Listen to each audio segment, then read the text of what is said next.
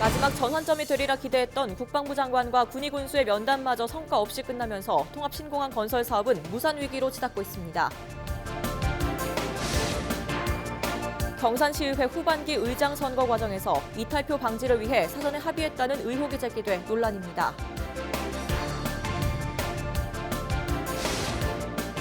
전국적으로 소규모 행정동 통합이 추진 중입니다. 경주 지역 주민들이 직접 행정동 통합에 나서 눈길을 끌고 있습니다. 일주일 넘게 지속 중인 장맛비가 막바지로 접어들었습니다. 이번 주말부터는 다시 무더위가 이어질 전망입니다.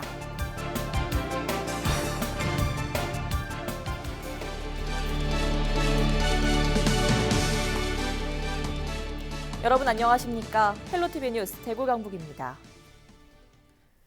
대구경북 통합신공항 이전 부지 최종 결정까지 남은 기간은 이틀. 이제는 정말 시간이 없습니다. 마지막 전환점이 되리라 기대했던 국방부 장관과 군의 군수의 면담마저 성과 없이 끝나면서 통합신공항 건설 사업은 무산 위기로 치닫고 있습니다. 권미경 기자입니다. 혹시나가 역시나였습니다. 29일 마련된 정경두 국방부 장관과 김영만 군의 군수의 만남은 입장 차이만 확인한 채 끝났습니다. 정경두 국방부 장관은 소보 공동 후보지에 대해 주민투표를 다시 하자라고 제안했지만 군의군은 투표를 하려면 모든 후보지에 대해 해야 한다라며 이를 거절했습니다. 군위에 여러 혜택들을 주는 중재안에 대한 의견도 달랐습니다. 국방부는 유치 의사결정이 먼저이고 중재안은 그 이후에 협의할 사항이라 말했지만 군의군은 선 합의하고 후에 하자는 데는 동의할 수 없다라며 반박했습니다. 마지막 조율 기회마저 날아간 상황. 통합신공항 건설 사업이 물거품이 될 수 있던 위기감에 군의군을 압박하는 목소리는 더욱 커지고 있습니다. 지역 청년단체와 상공인 대표, 유림단체 등 각계각층이 나서 군의군의 유치 신청을 촉구하고 있습니다. 전국의 희망이 이루어질 수 있도록 바람직한 결단을 내려주시길. 위성군민 천여 명은 31일 국방부를 항의 방문할 예정입니다. 무산됐을 때 버스로 해가지고 국방부에 해가지고 연일 농성을 하겠다. 민주주의에 꽂힌 주민투표에 의해서 결정을 내릴 수 있는 그 방법, 그 바람벽부입니다. 극적 타결이냐 무산이냐. 대구 경북의 역대 최대 사업인 통합신공항의 운명은 오는 31일 결정됩니다. 헬로티비 뉴스 권미경입니다. 경산시의회가 돈봉투 의혹에 이어 부정선거 의혹에까지 휩싸였습니다. 매일신문의 보도인데요. 경산시의회 8대 후반기 의장 선거 과정에서 특정 정당 시의원들이 이탈표 방지를 위해 투표용지에 특정 위치에 기표하도록 사전에 합의했다는 겁니다. 이번 보도는 금품수수 의혹이 제기된 가운데 나온 것이어서 주목됩니다. 경산경찰서는 지난 16일 경산시의장 집무실과 자동차를 압수수색하는 등 선거 과정에서 제기된 금품 제공 의혹을 수사하고 있습니다. 경북 지역에 일주일 넘게 내린 비가 끝을 향해 가고 있습니다. 300mm 이상의 누적 강우량을 기록했지만 다행히 집중호우가 내린 곳이 적어 큰 피해는 없었는데요. 지루했던 장마는 언제쯤 끝날까요? 경북 지역 날씨 상황을 전병주 기자가 취재했습니다. 집 앞 텃밭이 물에 잠겼습니다. 배수로가 막히면서 빗물이 집 담벼락 밑까지 차올랐습니다. 순식간에 불어난 빗물로 인해 농사를 망친 지역 주민은 망연자실한 모습입니다. 이게 쓰는 물 내리려 그러니까 걱정이 되는 거예요. 이게 자꾸 이제 치우려고 하면은 그 어디로 빠져요? 걱정해요.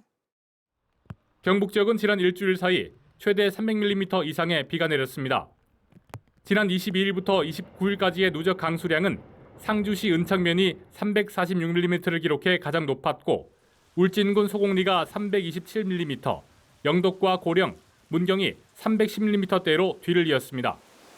하지만 짧은 시간 많은 비가 내리는 집중호우가 아니었던 탓에 다행히 큰 피해는 없었습니다.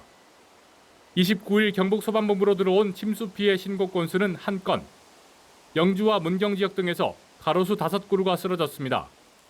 강수량은 많았지만 산발적으로 비가 내리면서 주요 하천도 정상 수위를 유지했습니다. 28일부터 문경구와 예천, 상주 지역에 내려진 호우주의보도 29일 오후 2시를 기해 모두 해제됐습니다. 이번 비는 내일 오후까지 이어질 것으로 전망되며 이번 주말은 구름 많은 날씨가 예상이 됩니다. 또한 경북 내륙을 중심으로 낮 최고 기온이 33도 이상 오르는 곳이 있겠으니 폭염에 유의하시고 장마가 끝나가고 있지만 아직 안심은 금물입니다. 오랜 시간 내린 비로 지반이 약해져 있기 때문입니다. 특히 산악 지형이 많은 경북 지역은 당분간 산사태나 시설물 관리에 각별한 주의가 필요해 보입니다. 헬로티비 뉴스 전명주입니다. 빌린 돈을 갚지 않는다는 이유로 채무자를 살해한 60대가 경찰에 붙잡혔습니다. 경주경찰서는 지난 28일 오전 8시 반쯤 충효동의 한 요양병원 앞에서 채무자를 흉기로 찔러 숨지게 한 혐의로 60대 남성 A씨를 검거했습니다. A씨는 범행 직후 인근 파출소에 자수했습니다. 경찰은 상대방이 수년에 걸쳐 수억 원에 달하는 돈을 빌린 뒤 갚지 않아 범행을 저질렀다는 A씨의 진술을 토대로 정확한 사건 경위를 조사하고 있습니다. 대구시 교육청이 지난 4월 학생들에게 배부한 마스크와 교체형 필터에 대해 유해물질 검사를 다시 실시합니다. 대구시와 대구참여연대는 지난 10일 경기도의 한 연구원에 검증을 의뢰한 결과 유해물질인 다이메틸폼아마이드가 기존에 문제가 된 40ppm보다 높은 농도로 검출됐다고 밝혔습니다. 대구시는 신뢰성 확보를 위해 다른 연구원 2곳에 검증을 의뢰하기로 했습니다. 유해 판정이 나오면 마스크를 구입한 교육청은 제조업체를 상대로 법적 대응에 나설 계획입니다. 요즘 주민센터 자주 가시나요? 아마도 인터넷으로 처리하는 업무가 늘면서 1년에 한두 번 갈까 말까 하는 분들이 많을 겁니다. 인구도 줄면서 전국적으로 소규모 행정동을 통합하는 사례가 늘고 있는데요.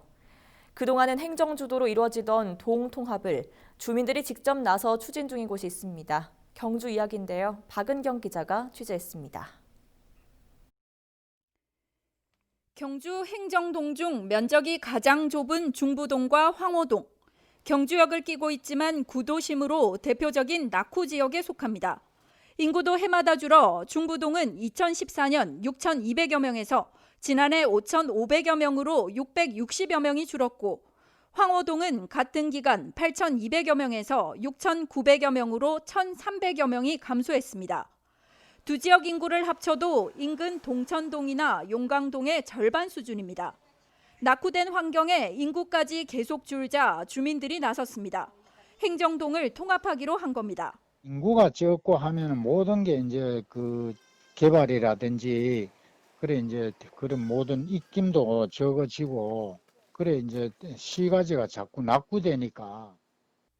안 그래도 두 곳 모두 동청사가 낡아 새로 지으려던 참에 통합 이야기가 나오자 경주시도 크게 반기는 분위기입니다.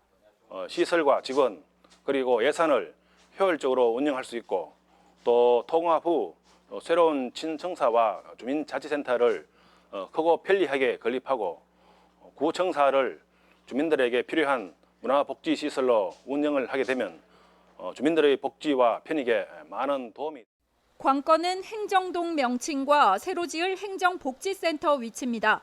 주민들이 자발적으로 통합을 추진 중인 만큼 합의는 어렵지 않을 전망입니다. 어느 정도는 중부동에서 맨 처음 이야기 나올 때, 통합 이야기가 나왔을 때 중부동에서 좀 양보를 하겠다 하는 그런 약간의 의지를 또 받았습니다. 최근 10년간 경북에서는 15개 동이 8개 동으로 통합됐습니다. 전국적으로는 286개 동이 125개 동으로 합쳐졌습니다. 대부분은 행정주도로 이루어져 후유증을 낳기도 합니다. 주민들이 직접 추진 중인 이번 통합은 어떨까요? 헬로티비 뉴스 박은경입니다. 청송에 전국 최대 규모의 백일홍 꽃밭이 조성됩니다. 청송군은 올 가을까지 파천면 용전천 제방 13만 5천여 제곱미터, 축구장 19개 크기 부지에 백일홍 꽃밭인 산소카페 청송정원을 조성합니다. 이 지역은 지난 2018년 태풍 콩레이 때를 비롯해 여러 차례 수해가 발생한 곳으로 제방을 높이는 등 수해 복구를 마친 곳입니다. 군은 인근의 소공원과 진보 객주화원, 주황산 관광단지 등에는 황화 코스모스를 심기로 했습니다. 대구 두류공원에서 여름 더위를 날릴 수 있는 한여름밤의 바캉스 콘서트가 펼쳐집니다.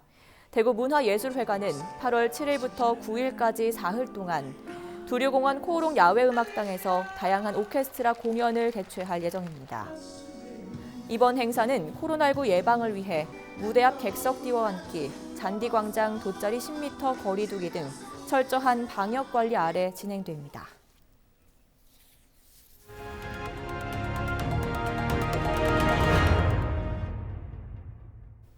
최근 경남 양산의 한 대학병원에서 5살 남자아이가 편도 제거 수술을 받다 뇌사 상태에 빠진 뒤 5달 만에 숨지는 일이 발생했었죠.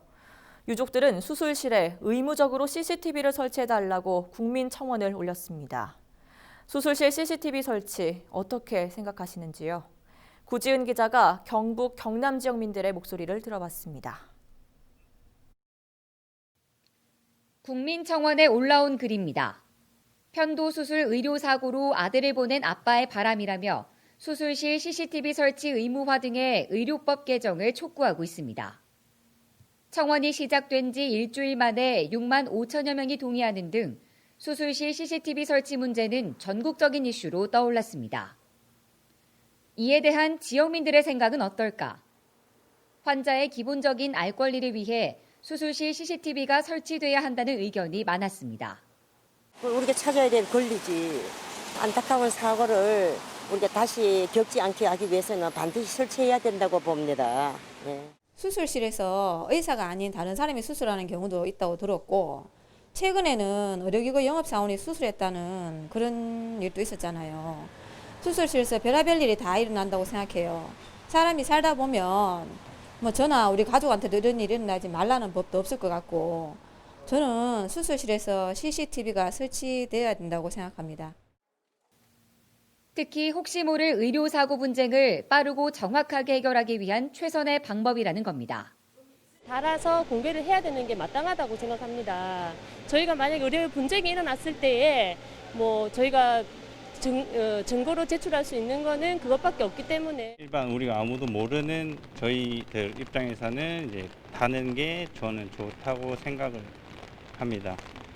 CCTV를 달면은 저희가 일반인들뿐만 아니라 의사들도 억울한 부분이 있을 건데 그거를 같이 해결할 수 있을 것 같습니다. 하지만 자칫 최선의 수술을 받을 권리를 박탈당할 수도 있다는 우려의 목소리도 있습니다. 혹시나 중요한 수술을 하는 의사분들이 그런 중압감에 있어서 조금 문제가 생긴다면 결국 환자들에게도 피해가 올 수 있으니까요. 일단 환자 입장에서는 어느 부위를 수술받을지는 모르겠지만 여자로서 수술실에서의 기록이 남는다는 것에 있어서 조금 찝찝할 것 같기도 하고요. 수술실 CCTV 설치를 의무화하더라도 부작용을 최소화하고 실제적인 효과를 거둘 수 있는 방안도 함께 마련돼야 한다는 주장도 나왔습니다.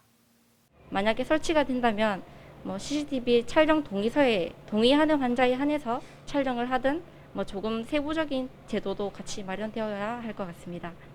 네, CCTV가 달려 있다고 하더라도 그게 병원 측에서 제공을 안 한다 그러면 무용지물일 것 같습니다. 그래서 합법적으로 공개할 수 있는 법제화가 되어 있으면 참 좋겠습니다. 의사회는 의료인들의 진료 위축을 비롯해 환자와 간호사 등의 사생활 침해와 같은 기본권이 침해될 우려가 있다며 수술실 CCTV 운영은 있을 수 없다는 입장입니다.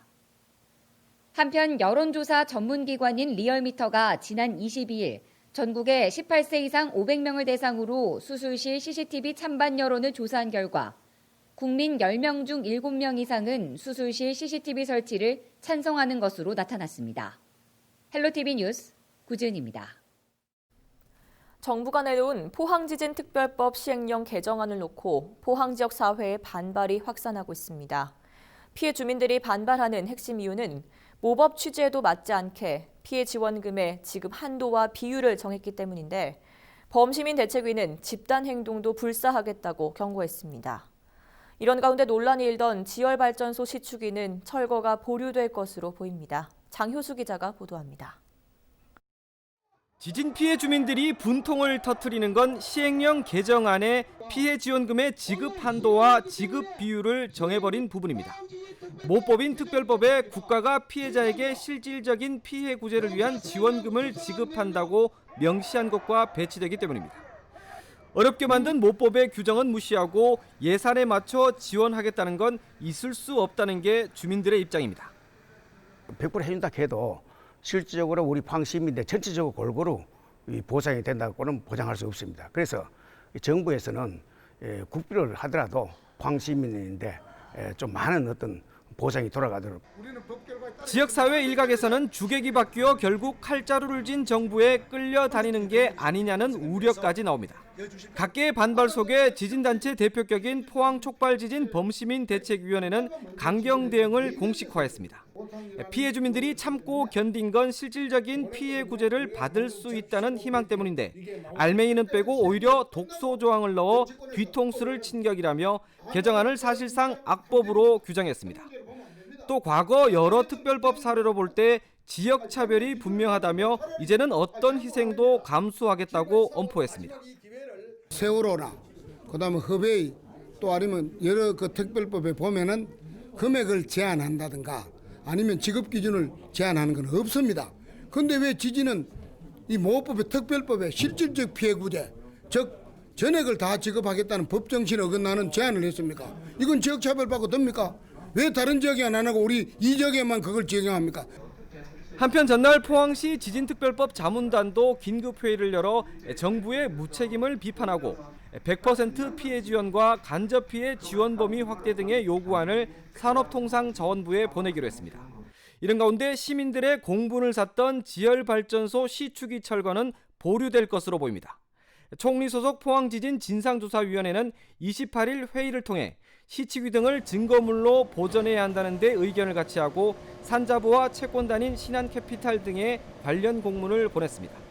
지진 진상이 규명될 때까지 지열발전 실증사업 부지는 손대지 말라는 건데 채권단이 요청을 받아들이지 않으면 다른 법적 조처에도 나설 것으로 보입니다. HCN 뉴스 장현수입니다. 대구시는 코로나19 감염이나 확산이 우려되는 상황을 마주할 경우 안전신분고로 신고해달라고 시민들에게 당부했습니다. 집합금지시설에서 영업이나 모임을 하는 경우, 자가격리 중인 사람이 무단 이탈하는 경우, 출입자 관리나 거리두기 등 방역 지침이 반복적으로 지켜지지 않는 경우 등이 신고 대상입니다. 대구시는 신고를 받으면 신속하게 처리해 감염 확산 가능성을 최소화할 방침입니다. 코로나19 관련 안전신고는 대구시가 안전신문고 앱과 포털에 코로나19 신고 페이지를 개통한 지난 6일부터 27일까지 79건이 접수됐습니다. 대구 양령시 한방의료체험타운이 다음 달 1일 문을 엽니다. 양령시 한방의료체험타운에서는 VR, 즉 가상현실 체험기기를 활용해 자신의 사상 체질을 파악할 수 있습니다. 또 한방기체조와 족욕을 체험할 수 있고 이와 함께 체성분, 혈압을 확인하고 한의사에게 무료 건강상담도 받을 수 있습니다. 한방체험 프로그램은 코로나19 예방을 위해 당분간 사전 예약제로 운영됩니다. 대구시 교육청은 코로나19로 학습 어려움을 겪는 학생들을 위해 여름방학 학습 프로그램을 지원합니다. 중학생을 대상으론 학교가자.com 여름캠프 홈페이지를 운영합니다. 국어와 영어, 수학 등 5과목 공부와 독서를 매일 꾸준히 할 수 있도록 일정 관리를 돕습니다. 또한 에듀나비 웹북 서비스를 통해 다양한 여름방학 활동 목록을 제공합니다. 이를 통해 학생들이 자기주도적으로 여름방학 계획을 세울 수 있도록 안내할 예정입니다. 대구 신천대로 수성교 주변에 차로가 신설됐습니다.